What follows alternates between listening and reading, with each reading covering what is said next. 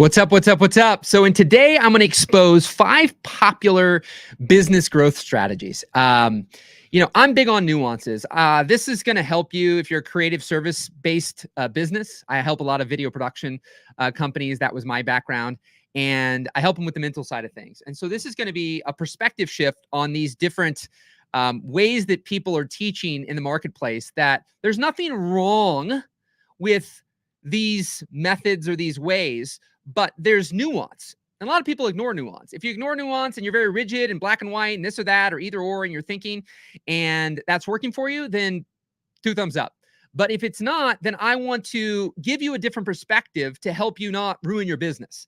And it's ads like this where I have nothing against the guy, but it's this black and white. There's a lot of conviction out there in people about do this or don't do that.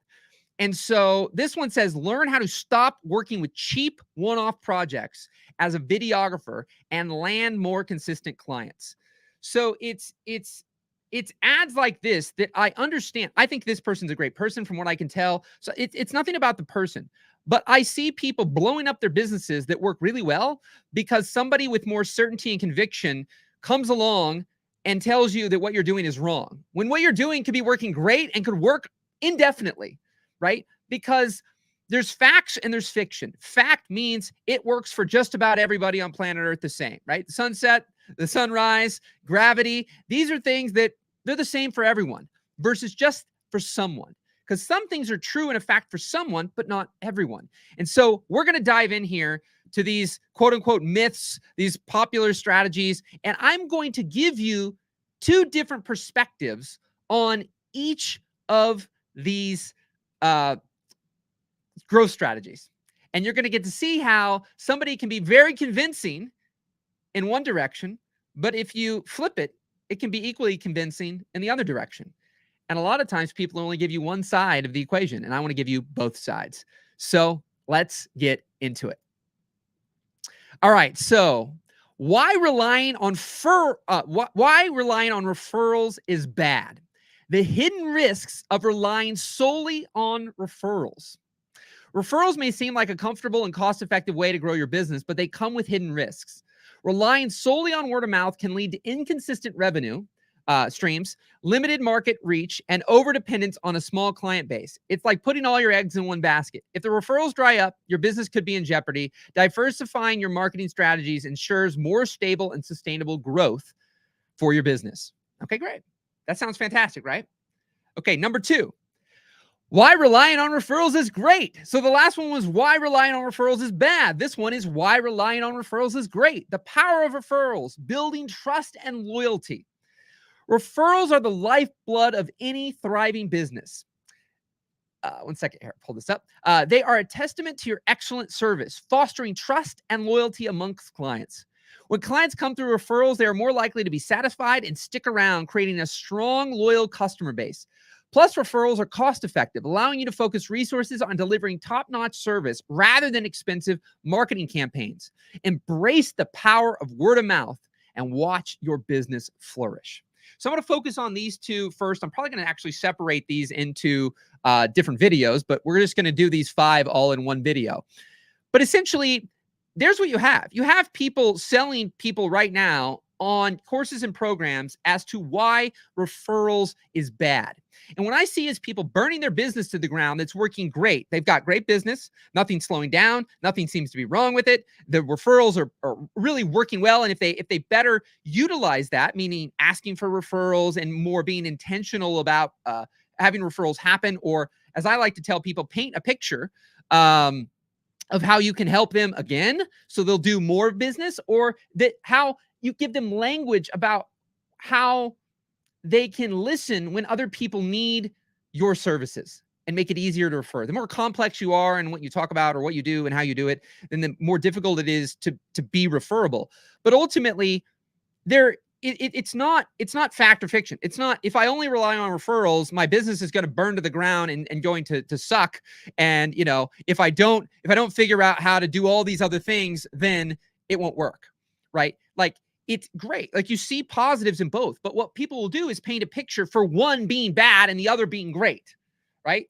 And I like, again, to look at things. And before we start, because there's a lot of people that I've been coaching that are destroying their businesses because somebody more confident than them is telling them indirectly, typically, not directly, it's through content like this, that the way they're doing something is wrong.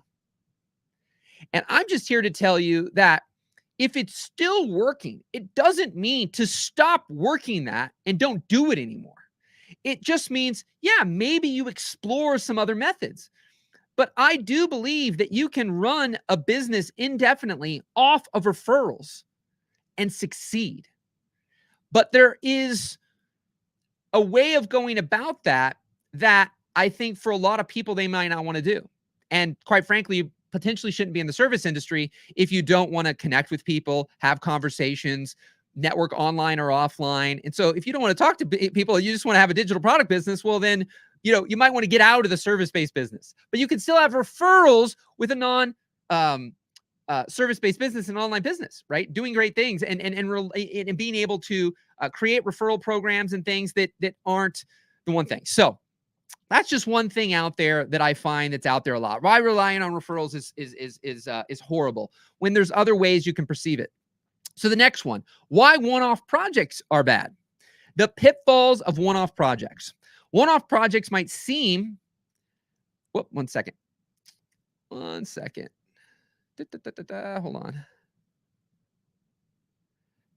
Where'd it go?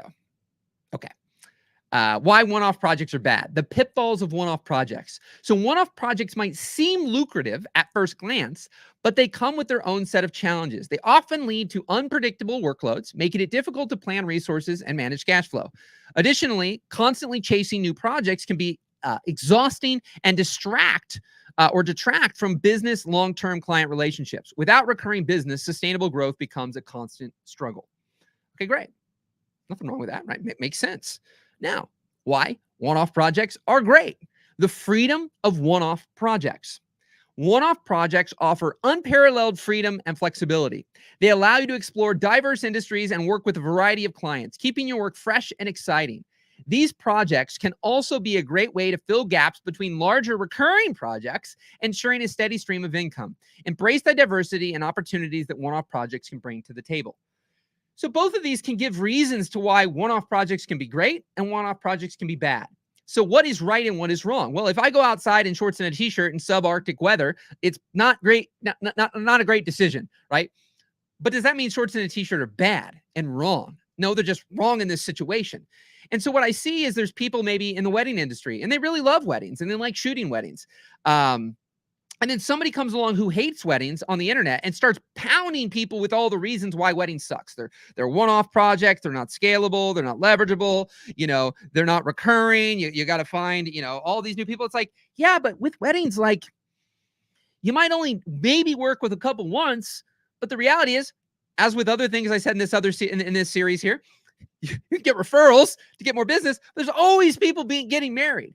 And so, yes, there's some effort to selling a new project, but when you really get a business going, and I've filmed over 300 weddings in my career, and I reached a point where really just showing up and continuing to do the work was creating more work and more opportunities. People liked me. I did great work. I did something called a same-day edit, which was great for marketing. But the reality is there was nothing wrong. I shot my last wedding in 2014.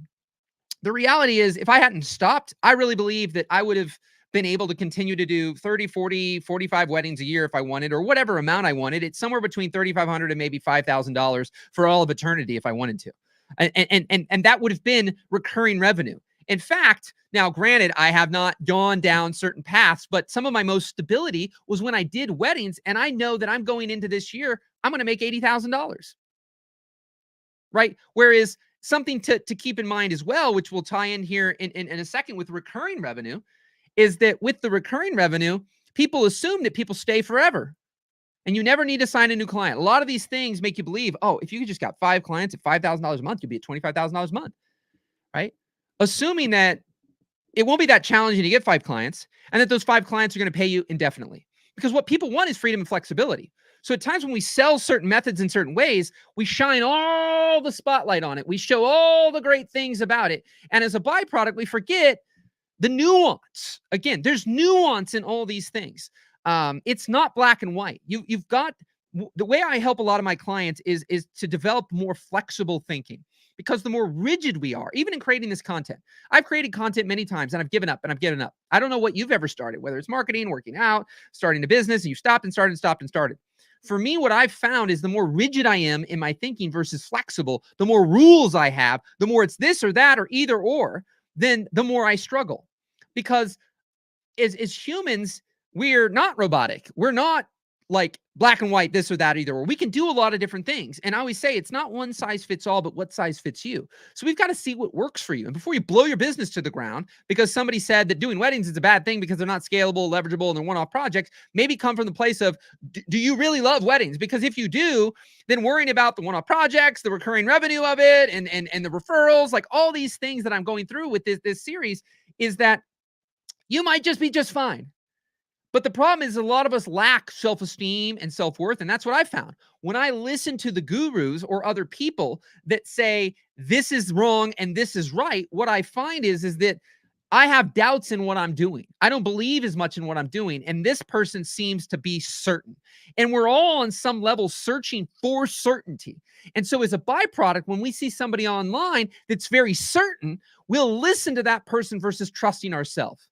And so what I'm trying to do with the content that I put out and the coaching that I do with people is I want to help people develop, again, the flexible thinking, see the nuances, see the different ways of viewing things, and recognize whether or not what you're hearing from somebody else really needs to be applied to you, or whether or not you need to potentially ignore it. So let's go on to the next one. So we're going to go on to the recurring revenue. Okay, so recurring revenue. Why recurring revenue projects are great. The stability of recurring revenue. Recurring revenue projects are the cornerstone of a stable and predictable business model. They provide a consistent income stream, making it easier to plan for the future and invest in growth. This reliability fosters stronger long-term client relationships and reduces the stress of constantly seeking new business. Embrace recurring revenue, enjoy the peace of mind it brings, right? Again, I want you to hear, I am not knocking. Do one-off projects, don't do recurring revenue. Do recurring revenue, don't do, like I'm not doing that.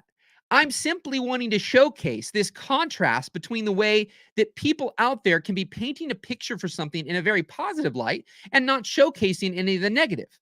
And not everyone, the main thing I'm selling personalized private coaching. That's it.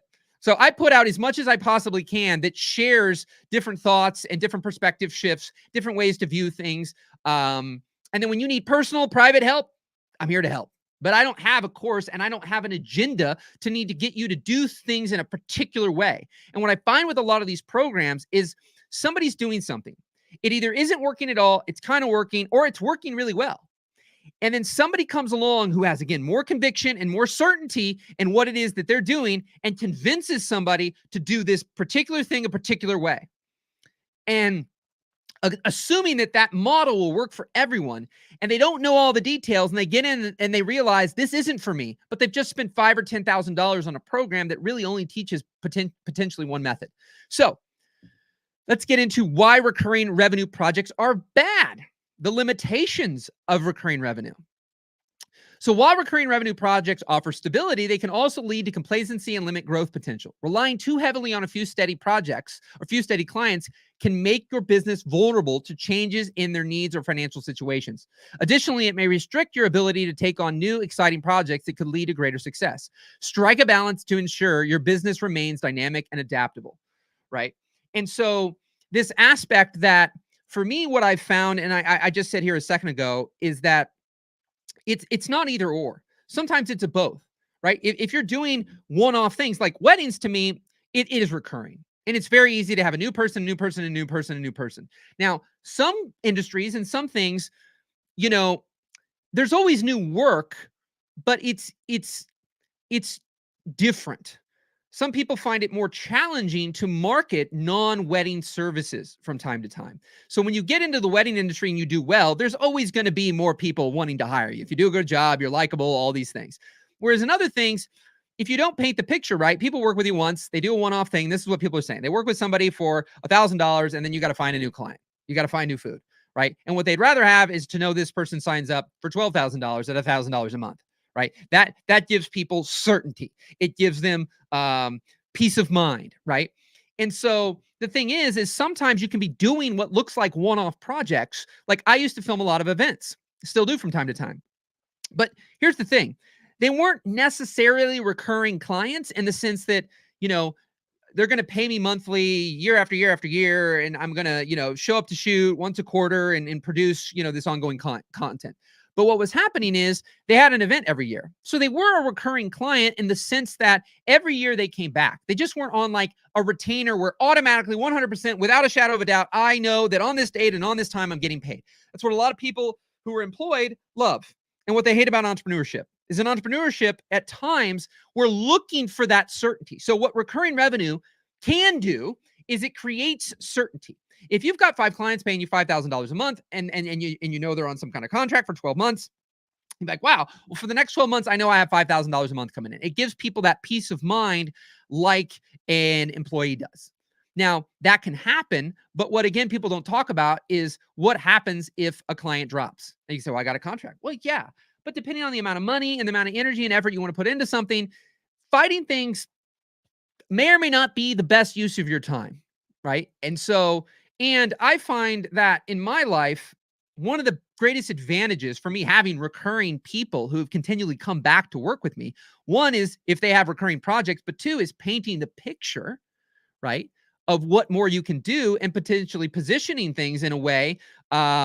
I've created payment structures where I knew people were going to do 3 events that year, and I give them a little cut if they book me for all 3 events. But rather than like, hey, it's going to be $30,000, pay me $15,000 today and $15,000 when we're done, I might say, you know, pay me whatever the math comes out to, $1,250 or what is that? 2,000 times 12 is 24, 2,200 something dollars a month, and do that. And so we can spread this out. Well, and I'll give them a discount. So if you were just going to hire me, it was going to be $30,000 for all 3 projects, $10,000 a piece. Maybe I do $8,000 a piece if you go on a payment plan. Now I know, okay, they are going to use me for these 3 events, and they're going to pay me monthly throughout the year. Versus, I think they're going to use me for these 3 events, and they're going to pay me once 50-50, then they're going to pay me again 50-50, and then they're going to pay me again 50-50. So you might get more money, but you lack the certainty and the security of potentially going, oh, I right now it feels like I know that they're going to hire me for these 3, and I'm going to have payments coming in every month. So there's different ways. And if you want me, leave a comment. You know, if you want clarification on these, expansion on these, you know, without feedback, without a live audience right now doing things, there's even nuance that I'm going to miss. There's going to be yeah buts from you. So definitely leave a comment wherever you're at and let me know, where do you want clarification? You know, where are there things that you're like, yeah, but, or you have other questions. And then don't hesitate to reach out as well. You can go to themindmechanic.net, send me a message, contact form there on any platform that there's a DM. You can pretty much get a hold of me.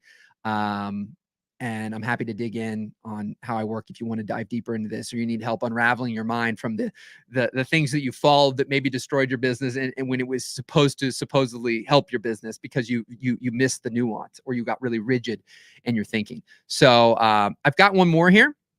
So we're going to do, the next one is, we've got 2 more to do. So this one is why custom projects are great. And then we're going to do why custom projects are bad, right? So why custom projects are great. The unique advantage of custom projects. Custom projects stand out for their ability to deliver tailor-made solutions that precisely meet the client's needs. They offer a level of personalization and flexibility that productized services can't match, allowing for creative and innovative outcomes. The bespoke approach can lead to higher client satisfaction and loyalty, as well as potential for premium pricing. Embrace the uniqueness of custom projects and the competitive edge they provide.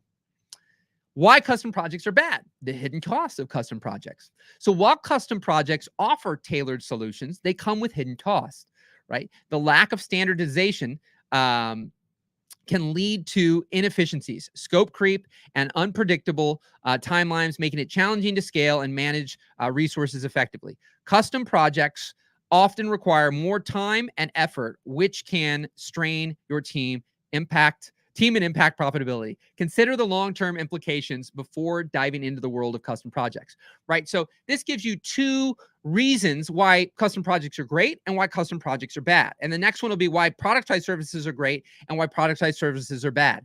And so we've just got to think of these things because you can always find both angles. And so it's not that something is all good and something else is all bad.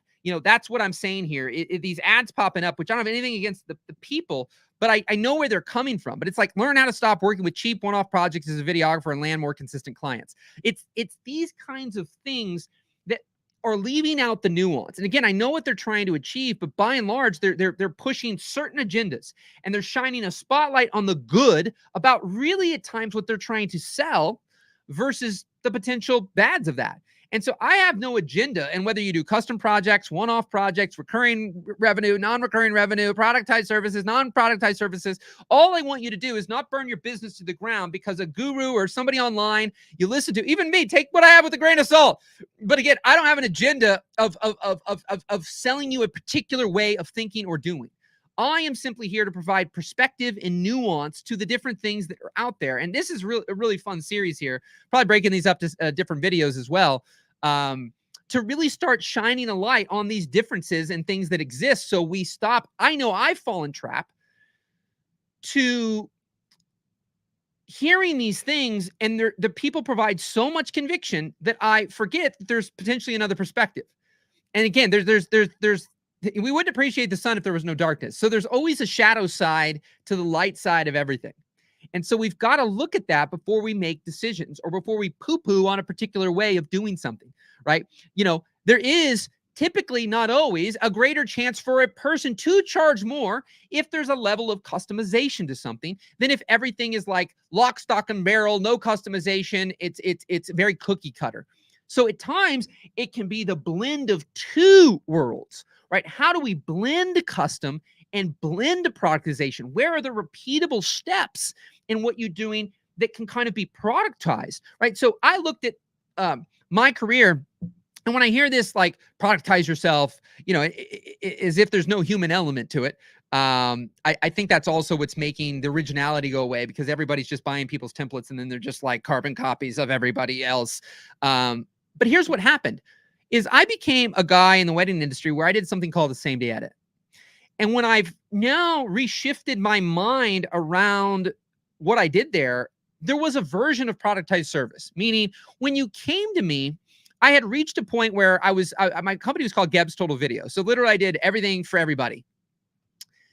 And the truth of the matter is that in doing everything for everybody, I was kind of I was really good at certain things and not so good at other things, but I would attempt to say yes because I felt that I could do it. And it's like the fish believing that it can fly. It doesn't mean it might not be able to do a little bit and be out of the water for a little bit, but it's probably not going to do that well. So there was things I became naturally inclined to do better at than other things. And then when I leaned into that and said, I love this and my clients love this, I'm just going to do this. I got away from the uber customization of like, you just tell me. It's the concept I talk about, order taker, master chef. So order takers aren't very custom. I could argue they are custom because it's just like, you tell me what you want and then they'll do whatever you want, right? And they don't have any opinions or anything. They just simply take orders. They're going to get paid the least and valued the least because you're not really using your brain to provide input. And if I can go to anybody and just tell them what I want done, I mean, some people might do better than others, but at the end of the day, it's not as valuable as somebody who's an expert coming in and go, I like that, right? And you kind of play with what they have. And so for me, it was like I did certain things a certain way, but every wedding was unique. So there was still a custom element because the uniqueness of that project versus we do everything the same and we just slap your name on it. And so there's ways to blend custom, productization, being specific, finding the repeatable patterns and not doing those every time. Where if you're sending a certain document every time, how can you automate that part of the process, right? There's certain things that maybe it's kind of templatized and there's a little bit you customize, right? And so there are ways to play with this, but again, it's not all or nothing. It's not custom projects entirely are bad and productized services are the only way to go. So let's dig into the final thing here. Why productized services are great, right? Why productized services are bad. So the efficiency of productized services. Productized services offer a streamlined, efficient approach to delivering solutions. By standardizing your offerings, you can scale your business more effectively, reduce operational complexity, and provide clear expectations to clients. This model allows for consistent pricing and easier sales processes, leading to increased profitability and smoother workflows. Embrace the simplicity and scalability of productized services for long-term success. What I find, though, is that there are a lot of, one, if you're neurodivergent, doing the same bloody thing over and over again like a broken record is very difficult. So I deal a lot with people with ADHD. And I know for me, if I'm just like robotic about my process and how I'm doing things, it even if another way is a better way, it won't work for me very well. And I will really struggle to do that. And what I find is not everybody wants to scale in the ways that the productized services you're probably doing, depending on what it is. But I think a lot of creatives get sucked into the allure of the scalability, the simplicity, the recurring revenue. Because usually it's like, don't do one-off projects, do recurring revenue and productize your service. Like these are the things that go really well together with a lot of personality types and people who are really good at systems and structure and frameworks and formulas and step-by-steps. Like when their brain works that way, productized services, recurring revenue, non-one-off projects, like those things, they all integrate really well. And for them, the creativity isn't from taking something from scratch and playing with all these ingredients and making something, right? I find great joy in putting spreadsheets together and documents and all these things. Like I always say, one person's blessing is another's curse. I have a client who talks about doing, hype videos. And the hype videos are basically, music video, a sizzle video, a highlight reel, highlight video, where it essentially is just clips and music. You can get away without very much pre-production on these types of projects, because if you're really good at it, you can show up. Typically, they're like live events. You can show up, shoot, edit, and show, right? Super simple. And so as a byproduct,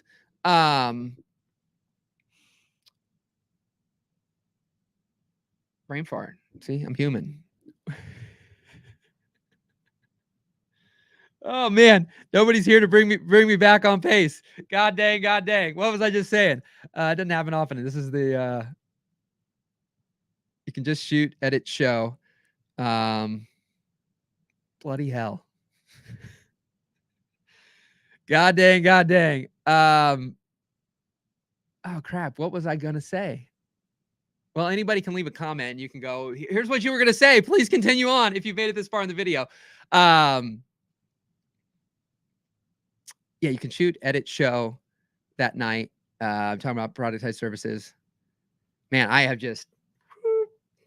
Anyways, I'll just go back to it. That whole point is to be missed, unfortunately, for right this second. Oh, I know what I was going to say. God forbid. So that kind of video, geez Louise, that kind of video essentially doesn't require much pre-production or post-production. If you're good at what you do, you can just show up.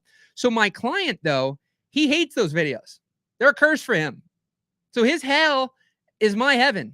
I love those kind of videos, just like this. Like I've done a little bit of planning for this, but to the degree that like I'm going to script out every word and do that, it's not going to happen. I'll never consistently create content scripting these videos so that I can say what I need to say in 5 minutes.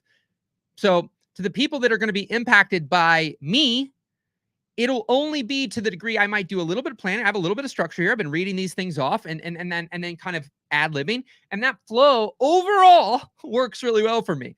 So that's my heaven. I can be consistent showing up that way.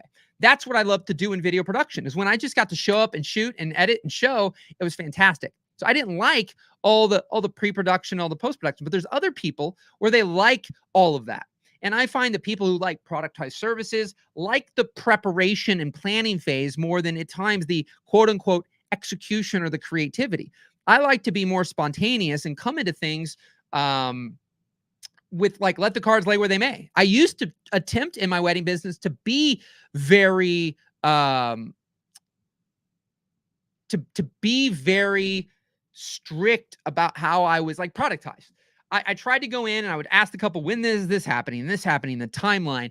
And essentially get all these specifics. And I'd show up, and the dad's supposed to be there at 9 a.m. And I get there at 8:30. He already showed up, and they're crying, wiping their tears off, and I missed the whole thing. Right? Nobody told me.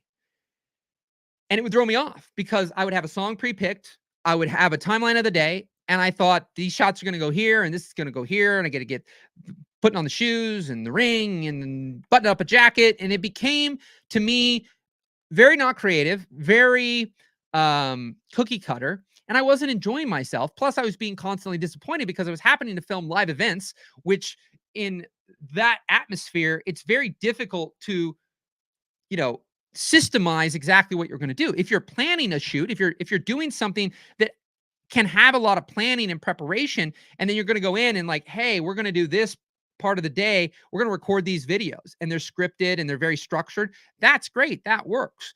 But in the live action world, that's harder to do. So again, somebody in, say, the wedding industry or the live event industry may have a more challenging time fully productizing and systemizing all their services. Within it, there can be systems and automations and things that could be in place to help you.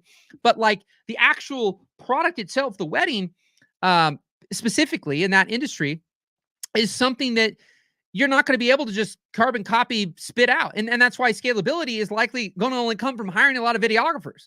But for a lot of people, that's not really what they want. They like doing the projects. They like filming the weddings. They like filming the projects. And so removing themselves from that and becoming that CEO, for some, that's the next natural step. And for others, that's going to suck, basically. And they're not going to like that.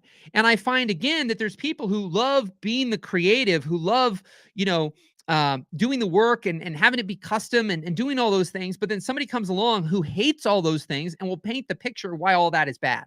And to the degree you believe in yourself and trust in yourself and the way you're doing things will be to the degree that you listen to this other person. There's people who are very strong in their ways and very, I want to call it level-headed. I don't know why that came to mind, but they're like, I got this and I love it. And it doesn't matter what anybody says. They ignore it. They ignore the naysayers. They ignore other people. They do their thing and they move along, and that's that. Right. But then there's a lot of people who lack confidence and lack conviction and lack certainty and lack self-esteem. And so it's a byproduct when they're doing something that could be working well and they're really enjoying, but somebody on the internet, on a podcast, on a video like this comes along and says all these reasons why. They're describing your situation. And there might be little pains in that situation, but they're describing your situation, and then they're painting a picture about how what you're doing is wrong and what you're doing is bad. When in fact, if you didn't realize that you got shorts and t-shirts on in, a place that's hot, it's good to wear shorts and t-shirts, not a parka and like mittens and gloves and 5 pairs of socks, right? But you that nuance is left out. That part is left out, and so you just hear you're this and that and da da da, and you're like, yeah, okay, that might make sense. And then you start putting on this thing, go outside, and you're like sweating profusely, like I didn't work, and it doesn't make sense. And so what I do and want to do for you in this video and in potentially future ones, because I think this was fun. We'll see how it's received, but to start showing this contrast, the light side, the dark side of different concepts and different things that are out there, and allowing people to hear both sides so that you can start being more aware that when you're watching videos, when you're listening to marketing messages, when you're thinking about courses or programs or whatever, you're essentially viewing it through the lens that there could be another side of this equation. So before I, again, burn my business to the ground or destroy everything and go after this thing just because someone else says I should do it, not because I should, maybe there's little nuances you should implement, but you shouldn't tear your whole business down and recreate a different one, because you might find you put that ladder against the wrong, wall. And this worked for someone, but not for everyone. And that someone might not be you. It might, but it might not be. And sometimes when you go a whole path expecting a certain outcome and then you don't get it, it's really discouraging and it's really disappointing, especially if that process is not as natural and fun and enjoyable for you. And I've seen over and over again people struggle when they're following systems and procedures that work for someone but not everyone. Again, fact versus fiction. We've got to separate the two. What is fact? What is fiction? What is true for everyone? What is true for someone? Very few things in business are factual in the sense that they apply to everyone. And I've had to learn that the hard way at times, because I've had very successful, smart people give me advice that wasn't bad advice. It just wasn't the best advice for me in my situation. And if it would have been more custom tailored versus looked at in a very rigid, black and white way, in a more flexible way, and having nuance to it, it could have been amazing. And so I've had too much stuff in my life that I got too rigid about, had too many rules, had too many this or that, either or, black and white, that it caused a lot of issues financially in my business and a lot of struggle that I probably could have avoided if I would have made nuanced adjustments and blended some things together versus this is wrong and this is right. So I hope you found this valuable today. If you have any questions, comments, or anything else, don't hesitate to reach out. You can go to themindmechanic.net and reach out to me if you want to consider working with me. This is how I work with people, but it's personalized and private to you. There's no scheduled calls. I don't do that. I have a very special way of working. So you can go there, check it out. You can get more details about how it all works. And I usually do, as of right now, a little test drive with people to help them get a taste of if personalized private advice and working with me would work for you before you have to commit to anything. And I don't have any $5,000 or $10,000+ programs. It's all private and personalized to you. That's all I care about right now. The rest is content that you can consume like this. Otherwise, yeah, so you can go there. You can go on any of the platforms and send me a message as well if you find this useful. Got a lot of other content you can check out. So keep rocking, keep rolling, and let me know if any of these you fell prey to. So rock and roll, my friend. Take care. Bye.